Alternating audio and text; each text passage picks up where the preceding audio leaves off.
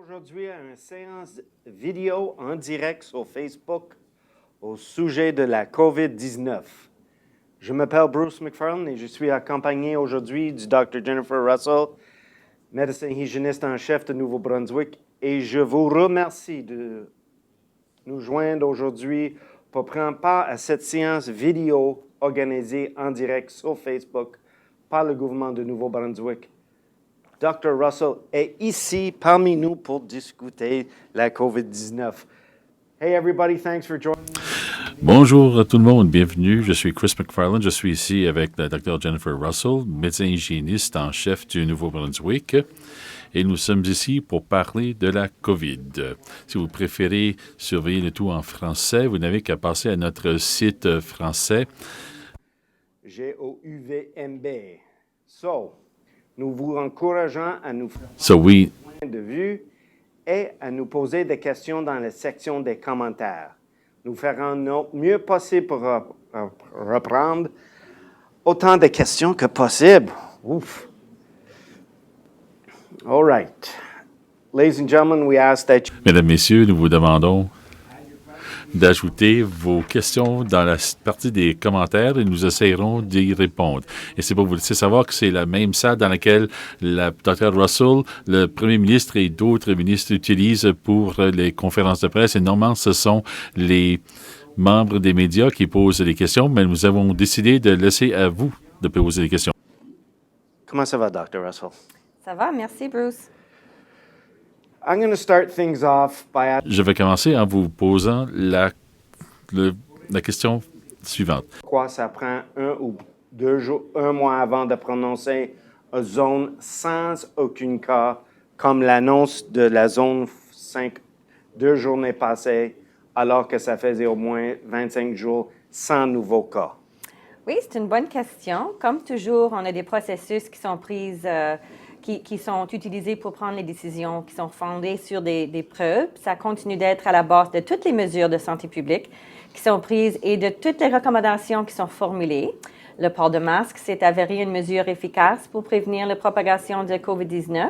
Et comme le nombre de cas de COVID-19 ne cesse pas d'augmenter, de l'autre côté de nos frontières, les risques associés au virus sont élevés et le port du masque continue d'être un des moyens les plus efficaces pour atténuer les risques. Cela dit, les recommandations de santé publique doivent être équilibrées en fonction des autres besoins de la population. C'est pourquoi que toutes les décisions sont prises sont examinées par plusieurs comités. Alors, pour dire pourquoi que c'était plus de 25 jours, c'est parce que il faut voir 2 périodes d'incubation, c'est-à-dire 14 jours. Alors, c'est 14 jours plus 14 jours d'habitude pour dire qu'une éclosion est terminée. Good. What needs to happen? Qu'est-ce qui doit se passer pour que la zone passe d'un niveau d'alerte à l'autre? Alors, changer le niveau d'alerte, ça dépend de... c'est grâce à une équipe et nous voulions avoir quelque chose qui sonne bien.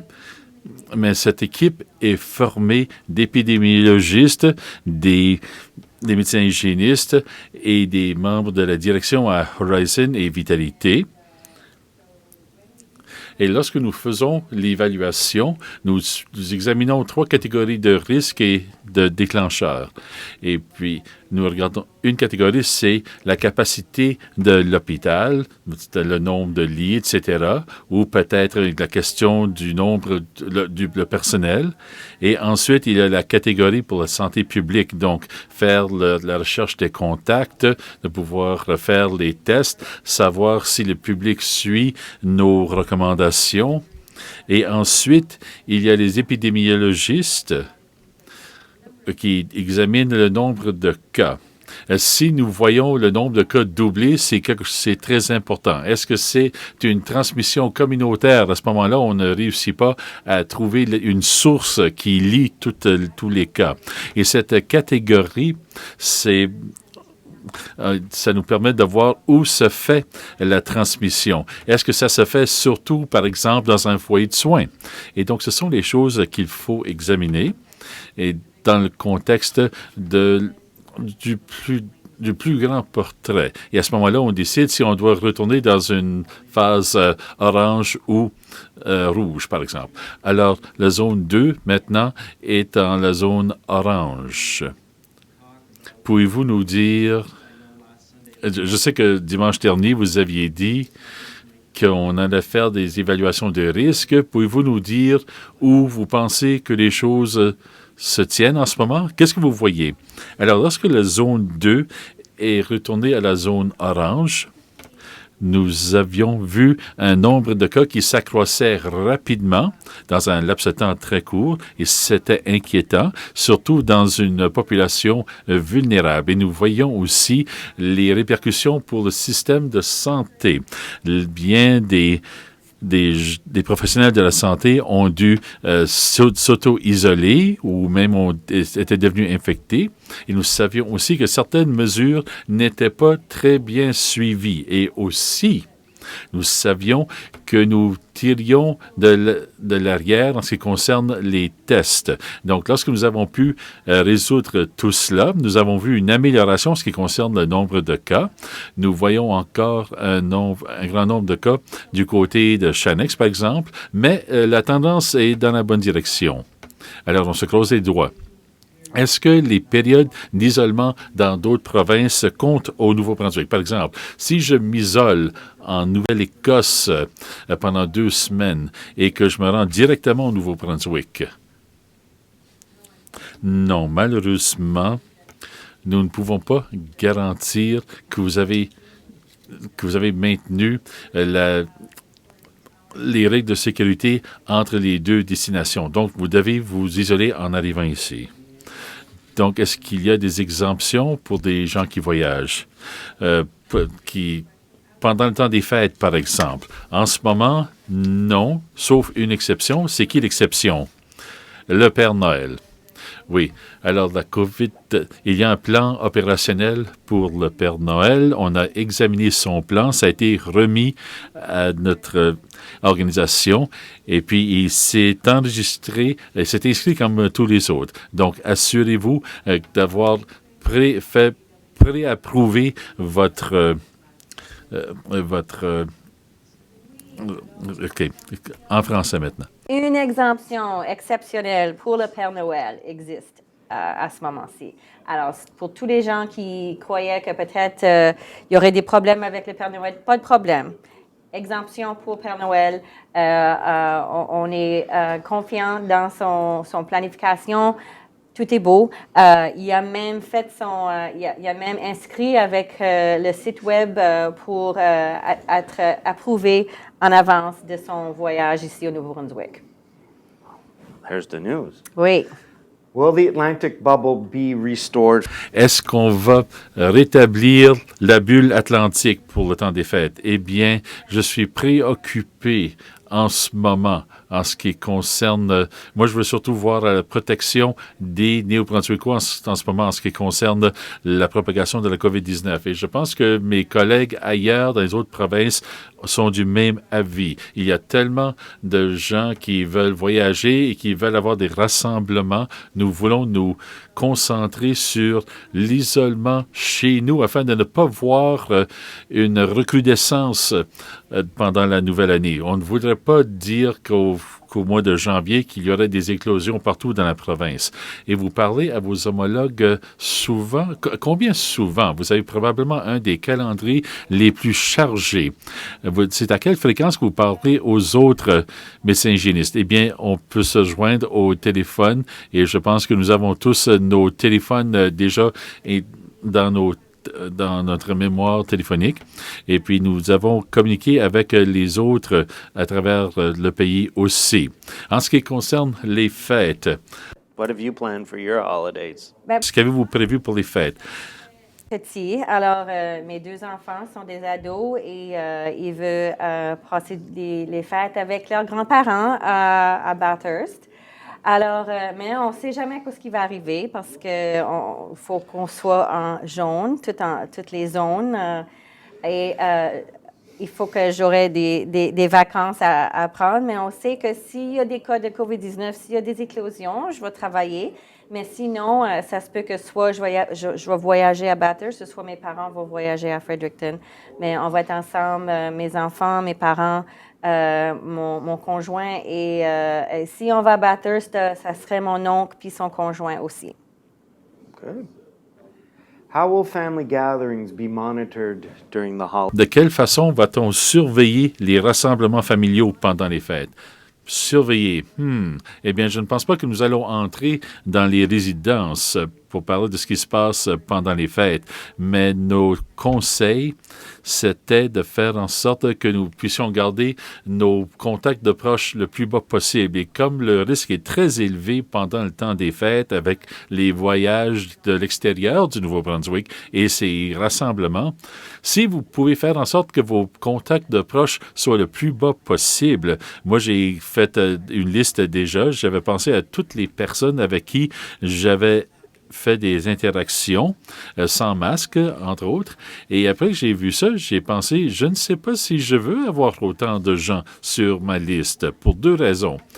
Premièrement, c'est que si moi je suis infecté, je devrais rester à la maison et puis risquerais d'être malade. Je ne voudrais pas que cela arrive, mais aussi si on a trop de contacts de proches, on finit par augmenter les risques pour soi-même. Donc, faites une liste de toutes les personnes avec qui vous avez fait des interactions et vous serez surpris combien de personnes avec qui vous avez eu des contacts pendant seulement 2 semaines, par exemple.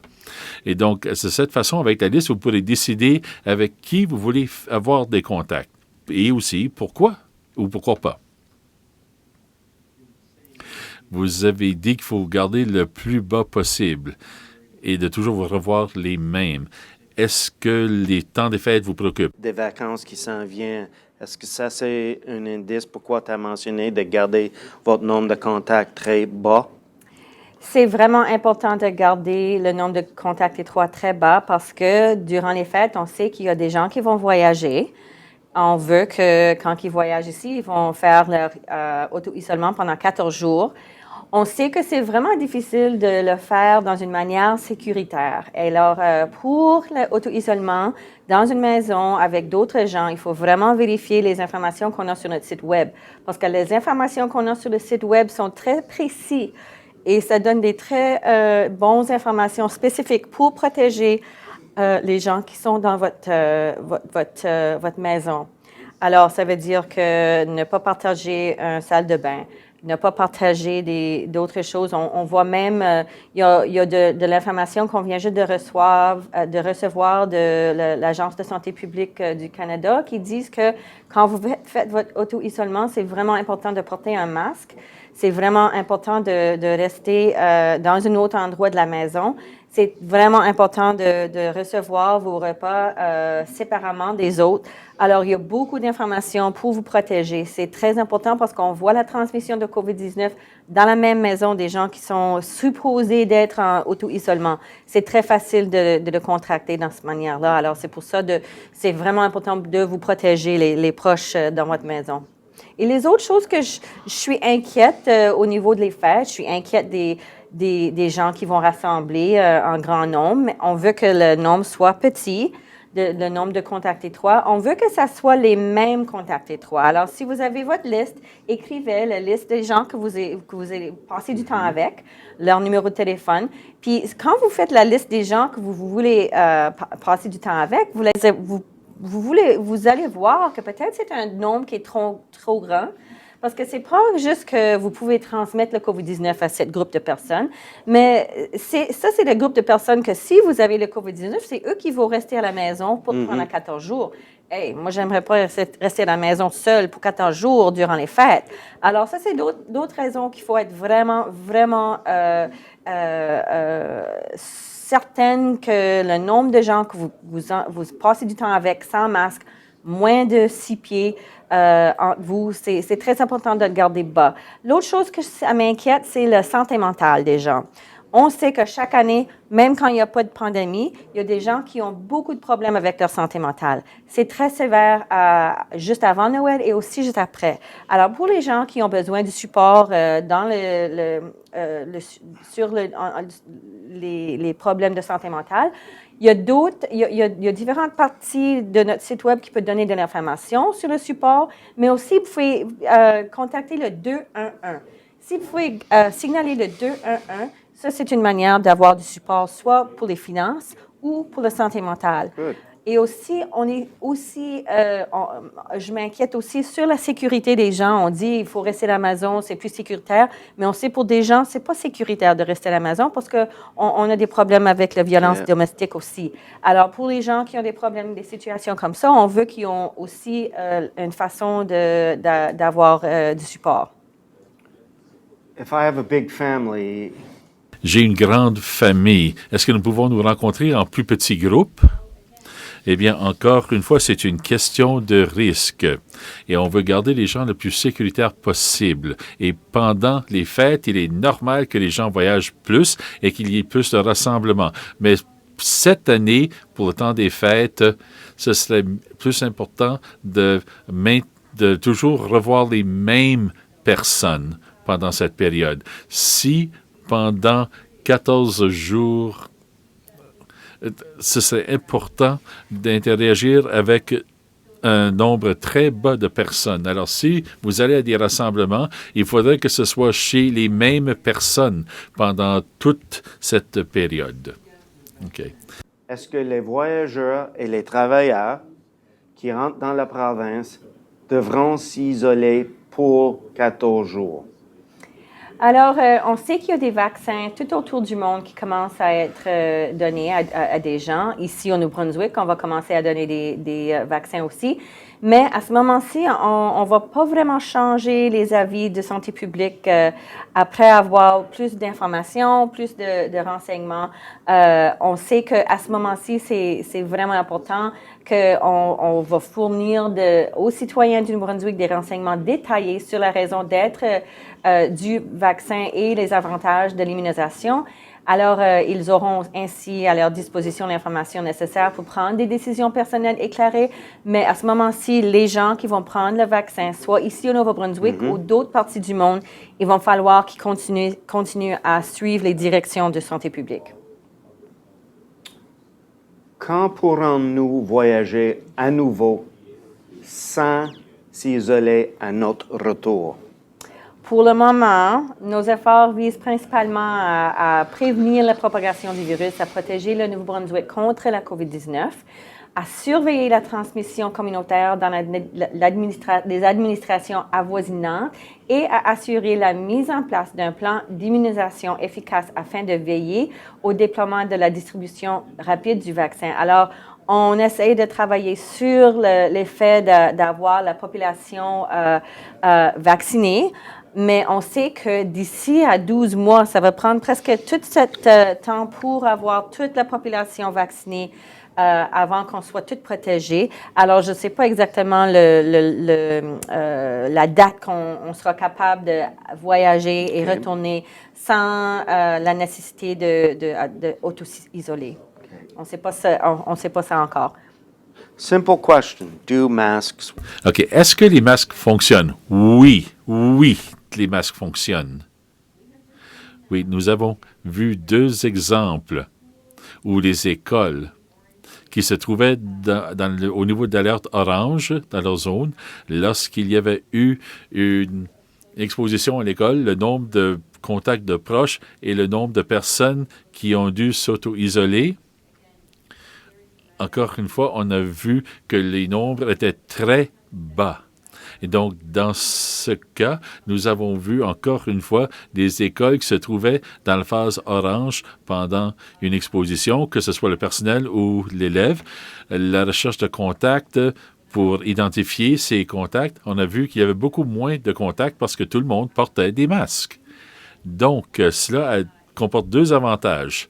Donc, moins de personnes sont exposées et donc moins de risques d'être atteints de la COVID-19 et de le transmettre à d'autres, mais aussi le fait d'avoir à rester à la maison pendant 2 semaines Et on a moins de risques d'avoir à faire cela. Donc, moins de gens sont des contacts de proches parce que tellement de gens portaient des masques. Donc, nous avons beaucoup de situations auxquelles nous pouvons nous référer pour ça. Et cela, c'est rassurant parce que cela nous permet de voir ce que seulement les gens à risque sont touchés par cela. Et les masques nous ont montré dans ces situations que cela permet de décroître le nombre de personnes touchées, que ce soit pour le risque d'avoir la COVID-19 ou d'avoir à s'auto-isoler en raison d'une exposition. Mais ce n'est pas seulement une question de masque. Il faut avoir certaines couches, n'est-ce pas? Oui, vous avez vu que dans les médias sociaux, il y a toutes sortes de bandes dessinées avec tout genre de couches et on dit qu'il n'y a pas seulement une approche. Ce ne sont pas seulement les masques, il faut aussi avoir la distanciation sociale et physique et aussi laver les mains et la désinfection. Et nos mesures pour garder les gens à l'extérieur de nos frontières, parce que nous savons que dans bien d'autres régions du pays, les nombres sont beaucoup plus élevés, et même partout ailleurs dans le monde. Et puis, il y a dû avoir des fermetures de commerce et autres. Nous avons eu la chance au Nouveau-Brunswick de ne pas avoir à vivre cela. Et les choses que nous apprenons à chaque éclosion, c'est important. Ces renseignements nous aident à réagir lorsqu'il y a une autre éclosion, soit pour les prévenir ou bien pour minimiser leur effet sur les écoles, les commerces et la santé en général. Oui, avez-vous besoin d'un peu d'eau? Oui, en parlant des masques, pouvez-vous porter le masque en faisant de l'activité physique? Techniquement, oui, mais l'activité intense, c'est beaucoup plus difficile. Il y a plus de défis. Donc, au niveau orange et jaune, il faut porter le masque lorsqu'on ne peut pas assurer la distanciation physique, en ce qui concerne lorsqu'on est à l'extérieur. À l'intérieur, pendant la phase orange, c'est nécessaire dans la phase orange, mais encore une fois, il doit y avoir une certaine tolérance pour les activités intenses. Donc, pour les sports intenses, porter des masques non médicaux avant l'âge de 2 et 5, on peut porter des masques pour superviser et ça peut dépendre de la possibilité de tolérer la présence du masque. Il faut superviser et dans la phase orange, dans les studios yoga et autres, s'ils ont un plan opérationnel, il faut assurer la distanciation physique de 2 mètres et le port d'un masque, etc. Et pour les activités aérobiques, etc., c'est important. Donc, et quelle est votre définition d'un contact de proche? Le contact de proche se trouve dans le document concernant la gestion sécuritaire de sécurité publique et c'est toute personne qui se trouve à l'intérieur de 6 pieds de vous pendant plus de 15 minutes. Maintenant, il y a une autre partie de cette définition qui fait que s'il y a plusieurs interactions avec la même personne et que cela atteint un total de 15 minutes, ça aussi, ça peut être compté comme quelqu'un qui était un proche contact. Si j'ai un test pour la COVID dans une autre province, est-ce que ça compte ici? Le test pour la COVID, eh bien, ça vous dit comment vous êtes à l'époque. Mais si vous arrivez ici plus tard, ça ne veut pas dire que vous n'avez pas le COVID plus tard. Et dans certains cas, nous avons fait des tests rapides dans la zone 5 à un moment donné où quelqu'un était négatif le matin et puis à 17 heures, le même soir, il avait un résultat positif. Donc, dans quelques heures, on peut passer du négatif à positif. Donc, ça dépend de la façon d'incuber du virus. On peut être présymptomatique ou même asymptomatique, mais à un moment donné, on finit par avoir un résultat positif et ça peut changer dans moins d'un jour. Le test pour la COVID-19 Et ça pourrait ne pas être pogné à temps. On me demande quand Saint-Jean va revenir à l'alerte, au niveau d'alerte jaune. Eh bien, et puis, est-ce que vous êtes toujours inquiète pour la saison des fêtes? Eh bien, les éclosions m'inquiètent toujours. Dans la phase jaune, il peut y avoir un contact de proche avec des voyageurs qui croyaient qu'ils s'auto-isolaient et peut-être qu'ils ne s'auto-isolaient pas. Il peut y avoir une transmission communautaire à tout moment, de tout coin, dans tout coin de la province. Il y a quelques semaines, et même récemment, la Nouvelle-Écosse a eu des restrictions en raison de transmission communautaire. Et nous savons qu'il doit y avoir de la transmission communautaire dans de nombreuses provinces. Et c'est très difficile à contrôler parce que nous ne connaissons pas la source où les gens deviennent infectés. Donc, il est difficile de faire la recherche de contact. Alors, on se demande à ce moment-là d'où ça vient et combien d'autres gens sont porteurs et seraient asymptomatiques ou présymptomatiques et pourraient propager le virus chez d'autres personnes et sans qu'on le sache. Donc, nous avons eu quelques cas du genre récemment dans la zone 3 qui étaient liés. Et nous avons pu savoir de quelle façon ils étaient liés. C'est cas, je dis. Et donc, c'est possibilité de rater quelques personnes ici et là. Mais ce que nous savons de la situation dans la zone 2 et une autre situation semblable, c'est que dans des endroits où il y a des rassemblements, avoir l'information des personnes qui fréquentent l'activité, etc. Peut-être que certaines personnes n'ont pas donné des renseignements exacts parce qu'ils ne prenaient pas ça au sérieux. On risque de rater des gens pour cette raison-là. Mais en général, selon l'application des lois et l'éducation et la sensibilisation que nous avons pu faire, il y a eu une amélioration. Mais pendant le temps des fêtes, je serais très, très préoccupé si cela ne se fait pas de façon régulière. Alors, peu importe là où vous êtes, peu importe où le rassemblement a lieu, il faut tenir compte des contacts de près et avoir des renseignements exacts sur ces personnes. Est-il prudent d'aller magasiner dans la zone Moncton et les environs ces jours-ci? Alors, quand on est dans la phase jaune, vraiment, les directives qu'on a pour protéger les gens sont les mêmes n'importe où que vous êtes, soit à Moncton, à Campbellton, à Edmundston, à Saint Stephen, à Sussex, n'importe où. Si vous êtes dans la jaune, les règlements sont les mêmes. Est-ce que vous allez voir plusieurs gens dans le mall quand vous allez magasiner? Si vous portez votre masque, vous lavez les mains, vous gardez votre 6 pieds entre les gens, ça c'est excellent. C'est important de faire ça tout le temps quand on est dans la phase jaune à ce moment-ci pour vous protéger. I know a lot of people have questions. Je sais que bien des gens ont des questions concernant le vaccin. Quand le vaccin sera-t-il disponible? On a commencé à livrer le vaccin ici et là au Canada et nous avons eu des discussions avec nos partenaires ici dans la province et ailleurs au Canada. Et le premier vaccin devrait être disponible pour les groupes prioritaires qui sont identifiés au niveau national. Moi, on me dit que ce sera au cours de la semaine prochaine. Ah, c'est bien.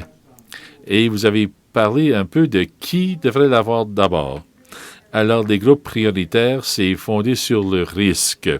Non seulement les gens qui sont à risque, mais aussi les gens qui doivent participer qui doit fournir les soins à ces personnes. Donc, nous allons suivre les recommandations du Comité national sur l'immunisation. Il s'agit d'un de plusieurs comités qui nous ont fourni des directives et c'est fondé non seulement sur les preuves, la science, mais aussi fondé sur des considérations éthiques.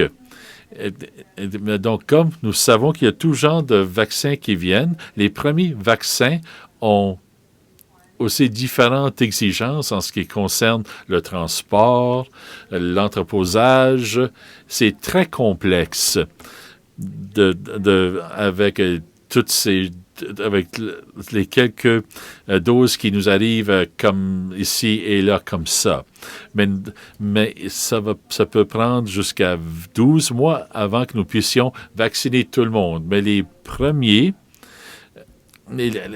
premières doses devraient être données à des personnes qui travaillent dans des hôpitaux, par exemple les travailleurs qui s'occupent des patients ayant le COVID, et aussi les gens qui travaillent dans des installations de santé ou résidentielles.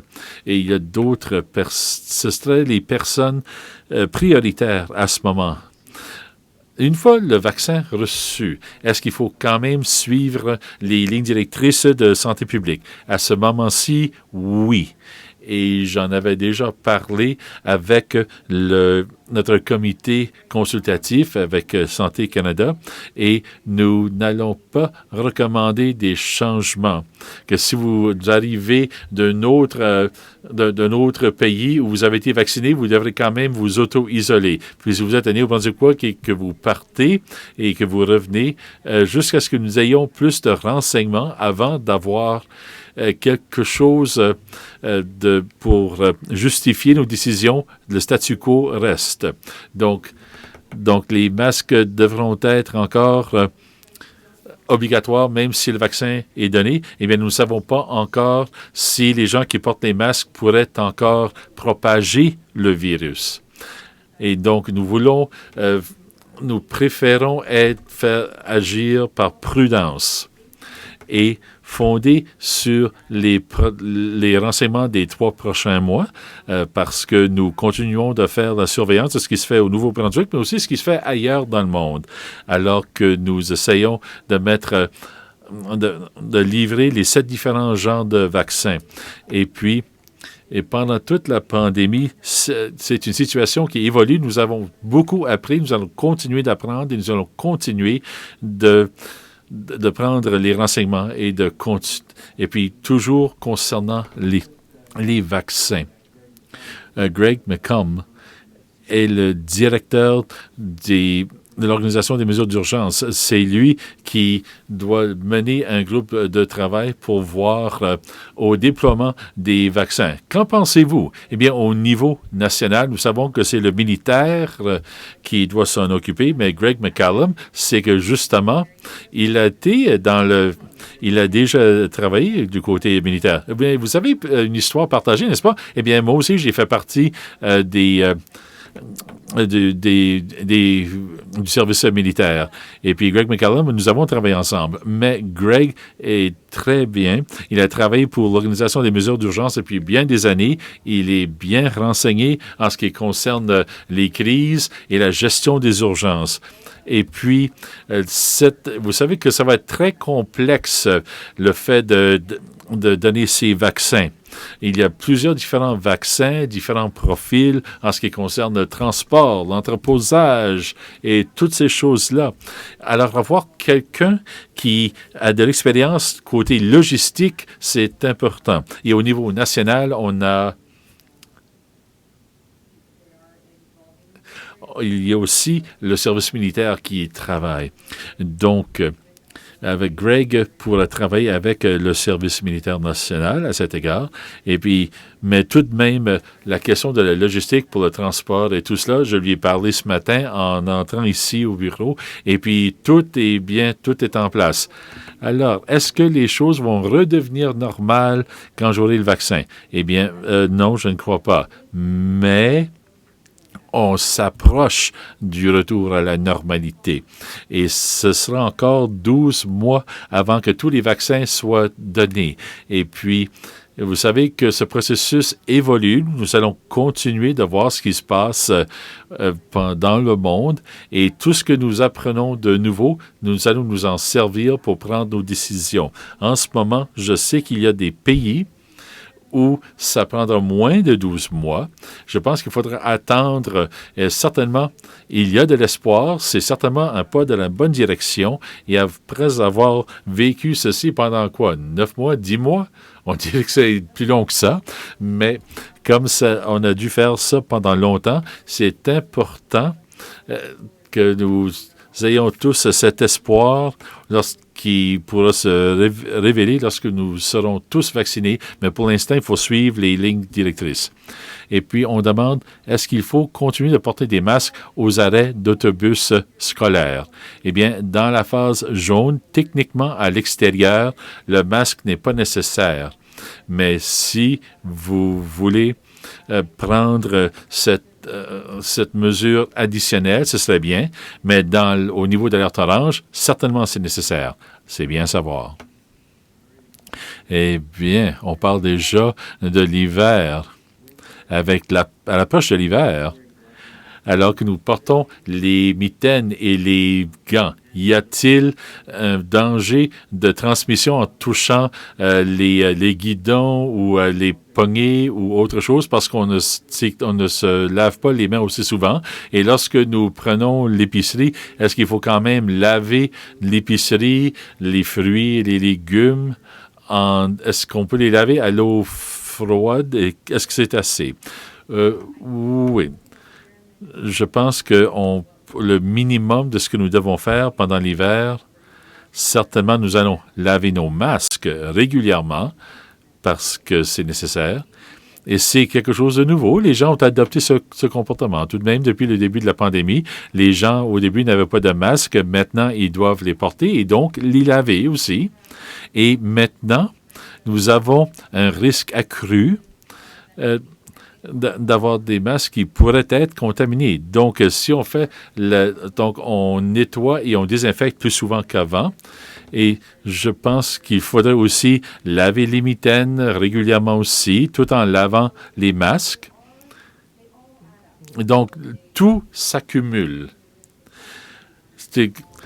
Donc, chaque petit geste permet de réduire le risque grâce à chaque geste que vous adoptez. Nous ne savons pas combien de temps il va falloir le faire. Nous ne savons pas combien de temps la COVID-19 peut exister sur une surface. Donc, c'est pourquoi nous encourageons les gens de continuer de laver à l'eau et au savon. Et les nettoyeurs... en nettoyant, on peut enlever des microbes afin qu'il y en ait moins. Et vous savez que les masques doivent être lavés régulièrement parce que vos propres gouttelettes peuvent y rester, et même les gouttelettes des autres personnes. Donc, c'est une bonne question. Mais en l'enlevant, sachez qu'il faut bien l'enlever. À l'hôpital, lorsqu'on enlève et qu'on enfile l'équipement protecteur, on ne peut pas le laisser n'importe où, on ne peut pas l'enlever n'importe comment. Et donc, il faut toujours présumer que quelque chose pourrait être contaminé. Donc, il faut continuer de suivre les lignes directrices pour savoir ce qu'il faut faire avec les masques. Et selon l'Organisation mondiale de la santé, la façon dont la transmission se fait, c'est au moyen des gouttelettes. Mais nous savons aussi qu'il y a déjà eu une contamination en touchant les surfaces contaminées. Alors, je vais vous arrêter là parce que vous avez mentionné quelque chose dimanche pendant la conférence de presse concernant une personne du Nouveau-Brunswick qui est atteinte de la COVID-19, mais en vivant à la maison, tout simplement. Et j'ai parlé à cette personne, c'est passé à la CBC. La personne n'était même pas dans la même partie de la maison que cette personne visitait. Cette personne était dans la cuisine, l'autre personne était ailleurs. Mais je ne sais pas dans quel ordre les gens infectaient la maison, mais cette personne a été très franche. Son nom était Kelsey, n'est-ce pas? Oui, elle a été très franche et très positive concernant son expérience. Mais le fait qu'elle en parle, c'est que les gens peuvent être touchés par la COVID-19 tout simplement si les gens visitent leur maison. Et la visite a été courte. Donc, c'est important de nettoyer les surfaces. C'est ça. Vous pouvez confirmer qu'avec une zone que nous n'avons pas besoin de masques dans les parkings et quand on débarque de mettre le gaz? Ah. Dans les phases jaunes, les zones qui sont en phase jaune, c'est pas nécessaire de porter un masque quand vous êtes dehors dans les endroits publics. Okay. Also, we got one from Greg. Également de Greg, il demande, vous en avez parlé un peu, mais où une personne peut-il aller s'il se sent déprimé ou anxieux et trouver un soutien? Eh bien, la santé mentale, c'est important pour moi. Je sais que ça a été un défi pour les gens qui ont déjà eu des problèmes de santé mentale même avant la pandémie. Eh bien, ils en ont davantage maintenant. Et vous savez que le temps des fêtes aggrave cette situation. Donc, on peut téléphoner au 211 pour trouver des ressources là, que ce soit pour les finances, pour la santé mentale ou autre. Mais également, il y a le numéro CHIMO et d'autres numéros et d'autres sites web sur notre site web. Certainement, allez chercher les ressources nécessaires. Et les amis les amis et la famille, si vous avez un collègue, un ami ou quelqu'un de la famille qui a de la difficulté, eh bien, ça peut être difficile pour une personne de demander de l'aide. On dirait que c'est plus facile si quelqu'un offre de l'aide. Alors, si vous voyez si vous pouvez savoir qui vous pourriez aider, ce serait bien. Il y aurait sans doute un grand besoin de faire des dons aux abris, pour les sans-abri, aux banques alimentaires, etc. Ce serait bien de le faire. Pour les enfants, il y a aussi une ligne pour les jeunes qu'on appelle le Kids Help Phone. Et pour les gens qui ne peuvent pas voir les membres de la famille pendant le temps des fêtes, parce que certains se trouvent peut-être dans la zone orange, par exemple. Et ça peut arriver à n'importe qui, à n'importe quel moment, parce que ça ne prend pas longtemps pour que les éclosions se produisent. Alors, je crois, d'abord, faisons notre part pour conserver le niveau d'alerte jaune, pour toutes les raisons que nous avons déjà mentionnées, y compris la santé mentale. Mais je pense qu'il y a aussi des ressources dans notre site web concernant la célébration des fêtes en toute sécurité, mais en sachant que vous ne pouvez pas être avec vos êtres chers. Et quelque chose qui a contribué négativement à la santé mentale, eh bien, c'est la pandémie, mais il y a des façons d'avoir des connexions virtuelles. Et aussi, s'il y a des gens dans votre communauté qui sont seuls ou qui ne peuvent pas visiter leur famille, eh bien, moi, mes parents sont dans la même province, donc moi, je pourrais les voir. Mais il y a d'autres gens qui ne peuvent pas faire cela. Et si vous savez qu'il y a cette situation, vous pouvez peut-être les approcher, et ce serait bien, afin que les gens ne se sentent pas seuls, qu'ils ne se sentent pas isolés ni abandonnés, et qu'ils ne finiraient pas par être victimes de cette pandémie. Vous vous rappelez quand on téléphonait, et puis on pouvait téléphoner? Oui, je regardais quelque chose à la télé et puis on était au téléphone et on parlait du fait que lorsque je grandissais, il fallait payer des interurbains, etc. Et puis on ne téléphonait qu'à certaines heures et puis, il fallait terminer à un certain moment donné. Oui, je me souviens qu'on faisait ça souvent le vendredi soir. Oui, et puis mon fils a des amis à New York et à d'autres endroits. Et puis, il parlait. Et puis, je ne sais pas ce qu'on utilisait, mais pas nécessaire de le limiter. Non, ça coûte cher. Non, plus maintenant. Oui. Andrew nous demande, quand on commencera à vacciner, quels seraient les critères pour déterminer l'ordre? Est-ce que ce sera l'état de santé, l'âge ou les risques de complications de la COVID? Eh bien, nous tenons compte de tout cela lorsque les organisations ont examiné ça. Et le comité consultatif national était vraiment la règle à suivre, ou avait établi la règle à suivre à cet égard. Et puis, il y a 4 parties à cela. Le genre de dose, et tous les différents genres de vaccins, et puis toutes sortes de recommandations pour chaque genre de vaccin. Et tous nos renseignements nous est venu de ce comité, et c'était formé d'experts.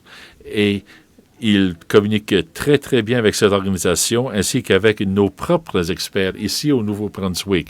Donc, avant la pandémie, c'est de là où nous obtenions nos renseignements. Et depuis la pandémie, ça reste une des sources de renseignements pour la prise de décision, mais aussi il y a d'autres organisations dans ces discussions, y compris les organisations autochtones.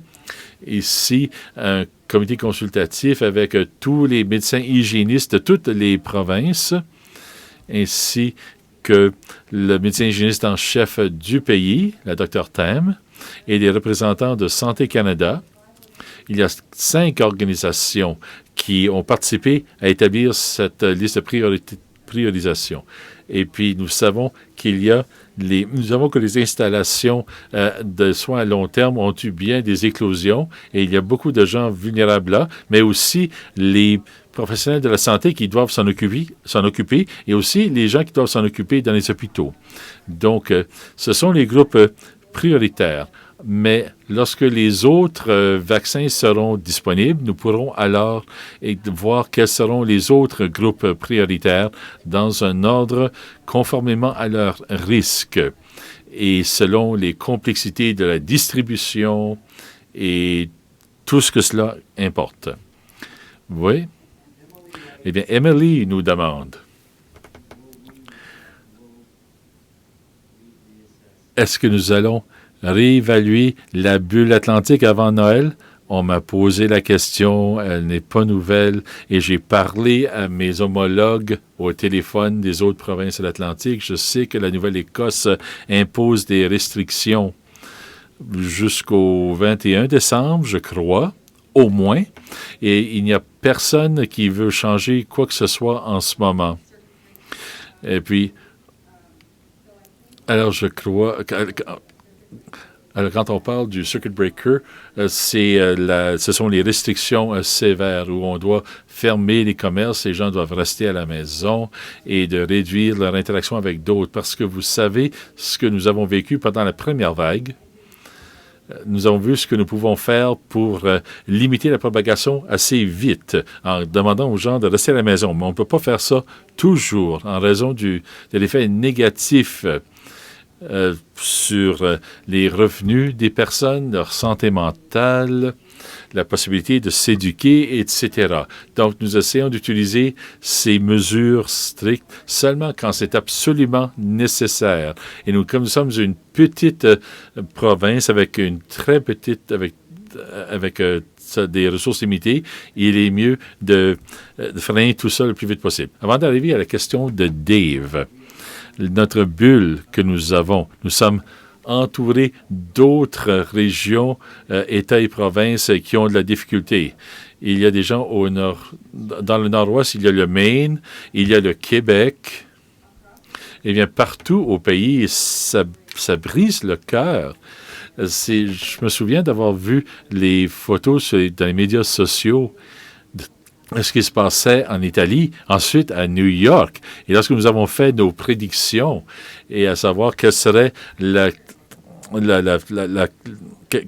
pourrait être le scénario le pire possible. Et de voir maintenant la deuxième vague qui se produit qu'on n'aurait jamais imaginé qui aurait pu toucher le Canada. Nous voyons maintenant le Manitoba, l'Alberta, l'Ontario, le Québec, la Saskatchewan, la Colombie-Britannique qui ont de la difficulté avec tous ces cas et les systèmes d'hôpitaux surchargés.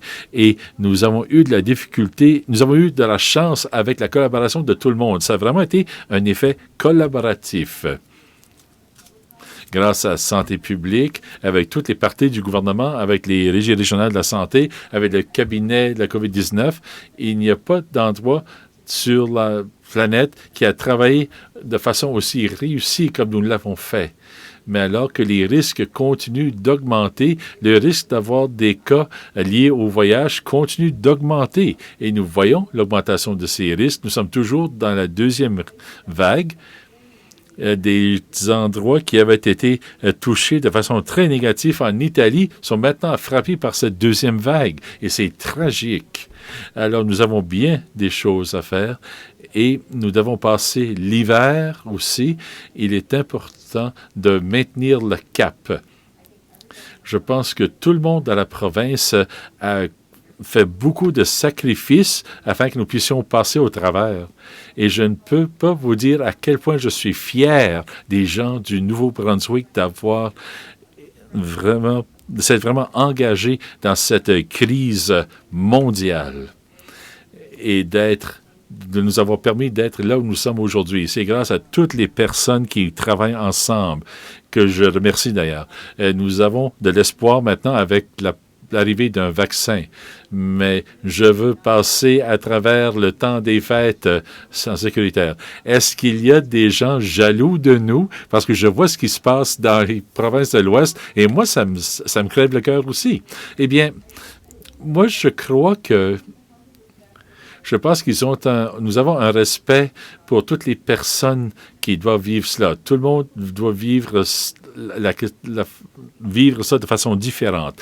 Et ce n'est pas parce que on voit que notre population va bien en général, mais ça ne veut pas dire que nous n'avons pas subi d'effets négatifs. Et souvent, les gens qui examinent notre réussite ici, eh bien souvent, ces gens, eh bien ça n'enlève rien au fait que certaines personnes vivent de façon très difficile cette pandémie et les vies sont touchées d'une façon qui est peut-être différente du Manitoba, de l'Alberta et de l'Ontario, mais ça les touche quand même.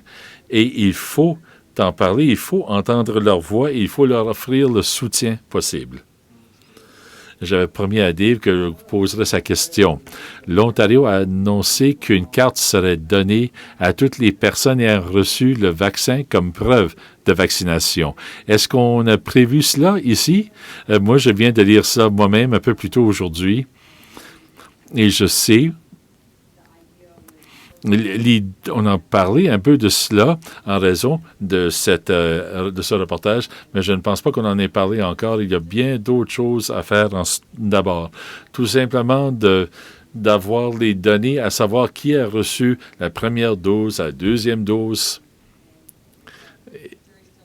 Et puis, il va falloir avoir plus de discussions à cet égard. Alors, on reviendra à Dave pour cela.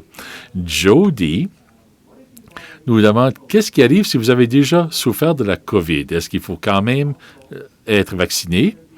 Et est-ce qu'il y aura un test pour confirmer que vous l'avez eu, la COVID, afin de ne pas avoir besoin du vaccin?